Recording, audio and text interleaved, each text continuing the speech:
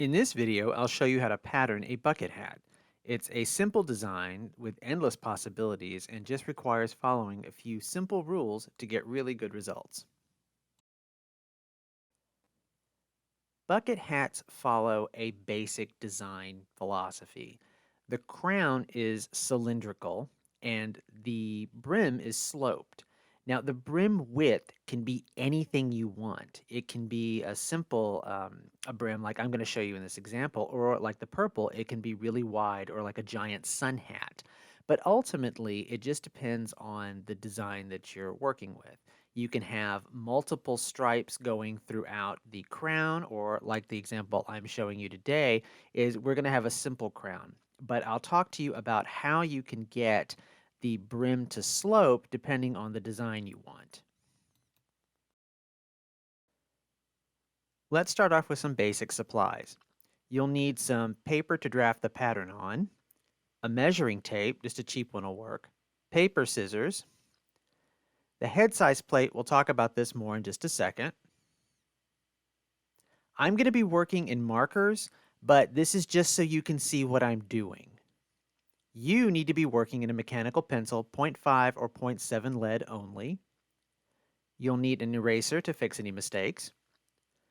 You'll need a ruler that you can easily see through and make any mark with. And this is helpful but not necessary. This is just a quilting ruler, and this is going to be the width of the brim that I'm going to make just because it's the width of the ruler. You'll also need some Scotch tape. The head size plates are available as a free download on my website, stitchingvulture.com. You can get the size you want, and it also comes with information about changing the shape and the size of the head plate to match your needs. Now, this is how you'll measure your head. You take a tape measure and you just wrap it around where you want the hat to rest on your head. In this case, just slightly over the ears for this example. Now, the measurement I'm using is 21.5 inches, just because that's the example I'm going to be using because it fits my other mannequin's head. But if you really want this to fit correctly, you'll want to make sure that you put a little bit of ease in this. Bucket hats have a little bit of bulk around the seam that connects the crown to the brim, so you want to make sure that it's not super tight. We're going to begin by drawing a straight line. And as always, I am working in a marker just so you can see what I'm doing, but whenever you can, you need to be working with a mechanical pencil to get nice, clean, fine lines. Take your head size plate and you're going to line it up on the line you just drew, and you're going to trace around it. Now, the pattern piece we're drafting now is the tip, which is the very top of the hat. And this is already set to this size, which is 21.5, which again just fits the mannequin that I'm working on. And what you want to do is make sure you also draw out your notches. And you can see those notches on there. And connect those notches with a straight line going across. I'm going to label one end of this as center front and one end as center back. I'm also going to start labeling this right now. This is a bucket hat tip. Just in case these pattern pieces get lost somewhere and you find it randomly, you'll know what it is. Draw another straight line on a separate piece of paper, and you're tracing out half of the head size plate. And don't forget to draw in that notch. I'm labeling this center front and center back on both the outside and the inside. You really only need to label it to the outside. I'm also labeling the side. This will make sense in a second. Now I'm going to measure out 3.5 inches because that's the width of my ruler for my brim.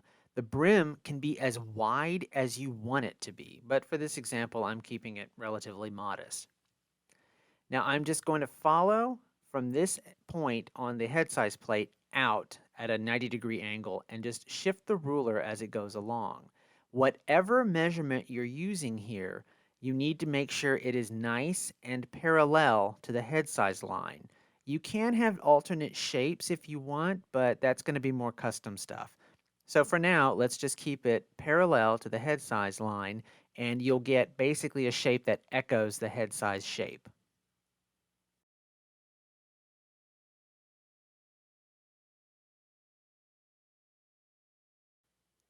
The line that intersects the center line needs to be at a 90-degree angle.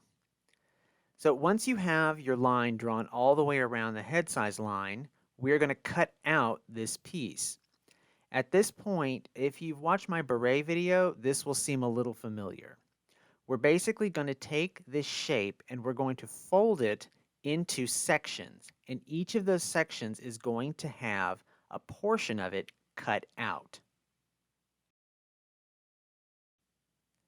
Fold the brim in half, and you need to crease this directly in the middle. You're then going to fold this in half again, only matching the head size line point. Don't worry about what happens below. You just want to match the head size line points together. And then once again, you're going to fold this in half. It's going to give you 8 sections. You really want to crease these folds so you can see them for the next part. Now, for your benefit, I am going to be drawing in these lines with a contrast marker, but you don't really have to do this if you can easily see your folds. I just think it's easier on camera if you can see exactly where I'm drawing lines.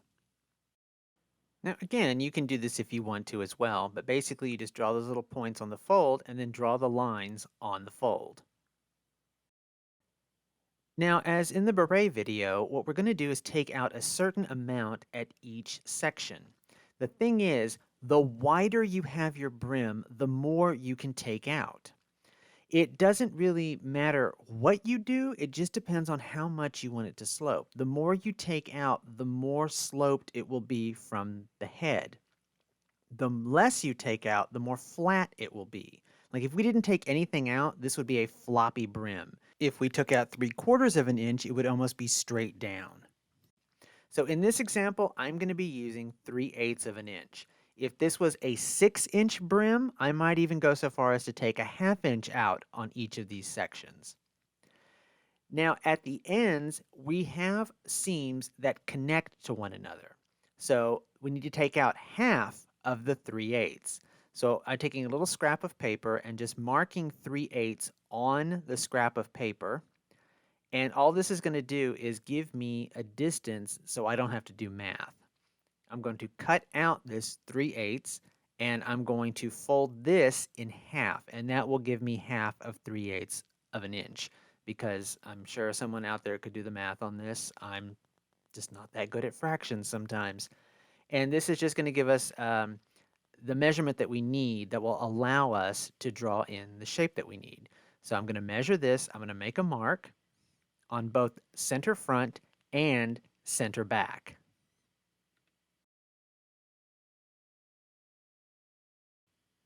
With your ruler, draw from 0 at the head size line all the way down to the mark that is half of 3/8. And you'll have a little pie wedge that you need to cut off. And you're going to do this on the front and the back.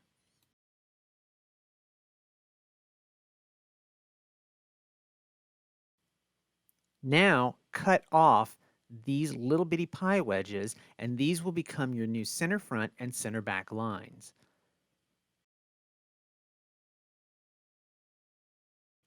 On the fold lines, cut 2 not through the head size line.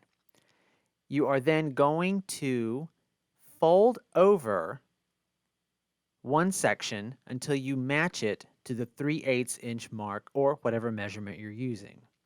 Now, using Scotch tape, or any invisible tape really, you just need to tape down this overlap. You're going to continue to do this on all fold lines.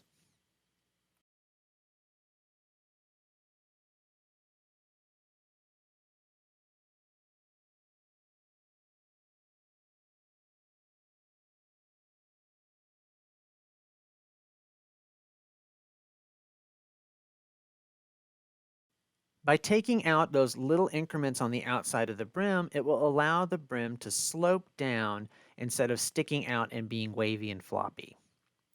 Now, another thing about this is that we have 2 seams on center front and center back, which I don't particularly like, having seams at center front and center back. There's nothing wrong with it, but it's just an aesthetic thing for me. So I'm folding the brim in half and I'm creasing on the new side seam basically. I'm going to draw this in so you can see it, but ultimately we're going to cut this on the side seam. And this is going to allow me to shift that seam from center front and center back to the side seam. We can do this because center front and center back are the same measurement and they're straight lines. So it's a very easy thing to do. And again, if you saw the beret video, then you know this makes complete sense because we basically did the exact same thing. So just cut it on the side seam and just shift it to where center front and center back meet. We haven't changed any measurements here. We've just changed the position of the seam. And then tape this together and you will have your brim pattern without seam allowance for right now completed.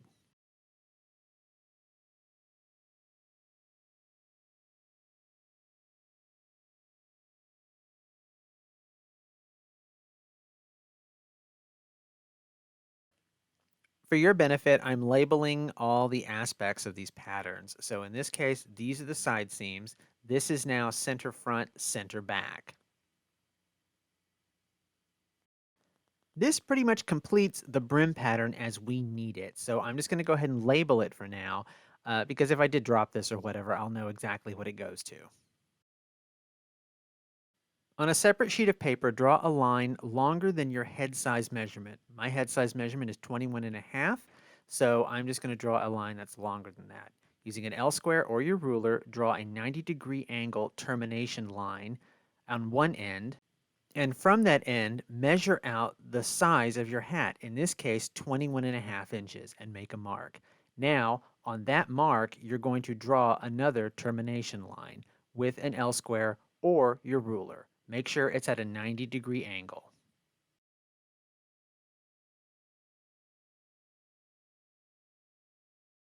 Bucket hat crowns can be anywhere from 2.5 inches to 5 inches. After 5 inches, you need more structure and support on the inside of them than a simple bucket hat requires. For my example, I'm making it 3 inches tall. So on one end of the termination line, you need to measure up the distance of your crown. In this case, it's going to be 3 inches tall. And again, I'm just going to use my L square or use your ruler, and you are going to draw a guideline across. So you need to connect it to the other side.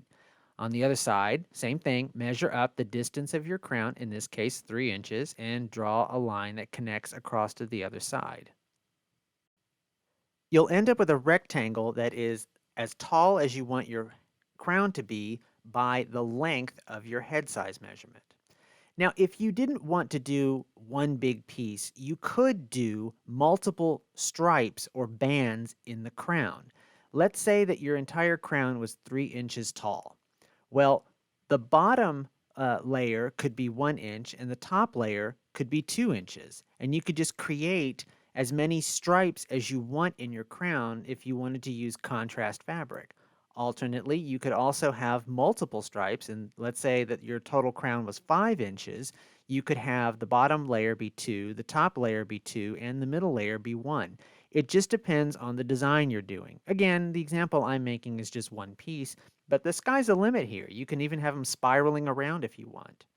So if you wanted to do multiple stripes, just pretend this goes all the way to the end because I'm not going to draw the whole thing. But what you want to do is draw the same thing, straight line, termination line that's longer than you need, and you want to draw your bottom layer or whatever layer you're working with, and then you're going to give yourself plenty of space in between. In this case, I'm just giving myself 2 inches in between. And I'm drawing up and up and up and up and up until I have as many stripes as I've designed. That middle space in between the two things I just drew, that's for seam allowance. So now you can just continue drawing as many stripes as you need depending on the design, if you want them each to be a different fabric or whatever. It's completely up to you.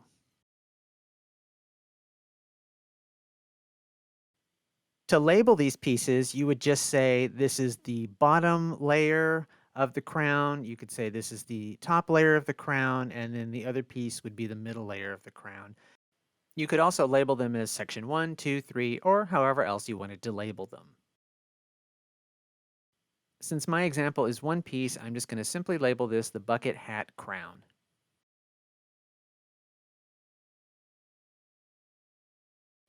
You should now have 3 pieces that are ready for seam allowance. For general construction seam allowance, I use 3/8 of an inch. You're more than welcome to use whatever seam allowance you want, but all I do is use the side of the ruler that is 3/8 of an inch away from the edge, and I make a mark. You can make a little dashed line that goes around curves. With straight lines, you can just use the width of the ruler and use the straight edge.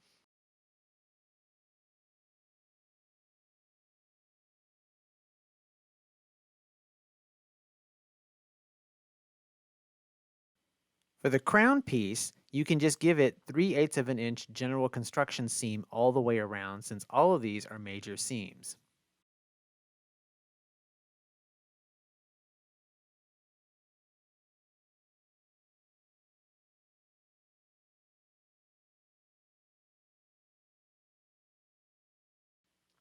For the brim piece, you can do one of two things. As in the beret video, I showed you that you can overlay a piece of paper and trace the pattern onto the clean piece of paper if you want it to be nice and neat. This is fine, and you're more than welcome to do this. However, I'm going to go ahead and just tape down the brim piece to this piece of paper. That way I can add seam allowance around it.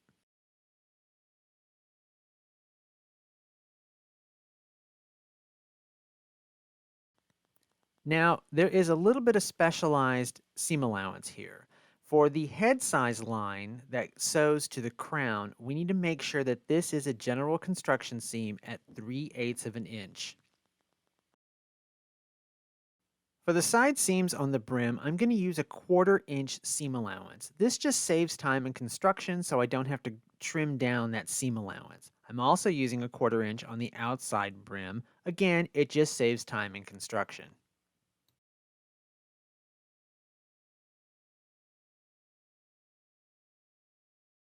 For multi-piece crowns, you're just going to use major construction seam around every piece. You can vary it if you want to, but there really is no reason to. Because you're using multiple pattern pieces here, you're going to have to cut the fabric a little differently. So for the upper and lower pieces, you're going to cut 2 fashion fabric, 2 lining, and 2 interfacing. For the middle piece, you're going to cut 1 fashion fabric, 1 lining, and 1 interfacing. Now, for my example, I'm just going to be cutting out the pattern pieces at this point and getting them ready to indicate exactly how much fabric we're going to need to cut. Be sure to cut out all of your pattern pieces exactly on the seam allowance line. With a mechanical pencil, it's going to be a lot easier for you, and it won't be as bulky as like this marker. Now, for this, even though the brim has multiple seam allowances, you're still going to do the same thing. You're going to cut out exactly on that seam allowance line, regardless of the width of the seam allowance. You should have 3 fully cut out pattern pieces ready for notches and labels. To indicate notches, I'm using a contrast color, and I'm just going to place it at all of the compass points on the tip and any other major construction points that need to be matched. The notches are just going to help you align the pattern pieces in construction. You can use as many notches as you want. You just need to make sure that all the points that are really important, like center front and center back, have notches. That way it makes it way easier for you when you start to construct. Now, seams like these on the side seam of the brim, they don't really need notches because the seam is enough of an indication for construction. The crown has a little bit of an issue. So what we're going to do is we are going to fold it in half to indicate center front of the crown, and we're going to mark it with a notch. Do this on the top and bottom of the crown. We're going to label this as center front. We are going to line up the center back line against the center front line. Do not use the seam allowance raw edge. You want to use that line. So I'm going to fold back the seam allowance so you can see what I'm talking about. When I match this up against the center front line, those two lines meet. Now you're going to fold the paper and get a crease, and then you're going to make notches on that crease. We're then going to fold this piece of paper in half again, and we're going to transfer these notches, which are the side seams ish. They're not really seams, they're just side indications. We're going to mark it on the other side. That way we have an even, consistent division for where we need to match the tip to the crown. This will all make a little bit more sense when we construct the bucket hat. For the sake of the pattern, we're going to label this side as well. That's basically the side of the bucket hat crown. Now for fabric, for the tip, you're going to cut one in fashion fabric, one in lining, and one in interfacing. For the crown, you're going to cut one in fashion fabric, one in lining, and one in interfacing. For the brim, you're going to cut 4 of fashion fabric and 4 of interfacing.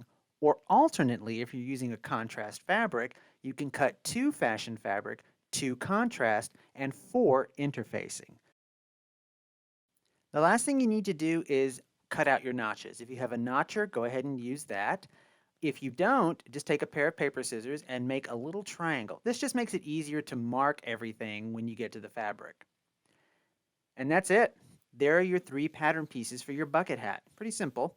And in another video, I will show you how to construct the bucket hat using these pattern pieces. Hope you've enjoyed it. If you have any questions, feel free to ask away in the comments section.